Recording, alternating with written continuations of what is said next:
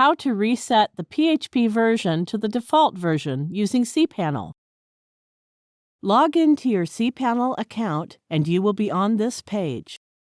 Scroll down to the Software section and click Multi-PHP Manager. It is better to set the PHP version in this Multi-PHP Manager interface than to set it manually. There is a box before the name of the domain for which we want to change the PHP version. Click to check the box.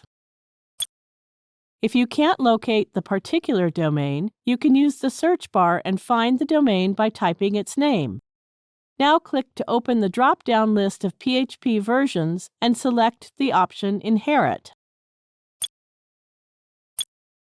You cannot select the Inherit option with the PHP FPM enabled. Here it is disabled. Now click the Apply button.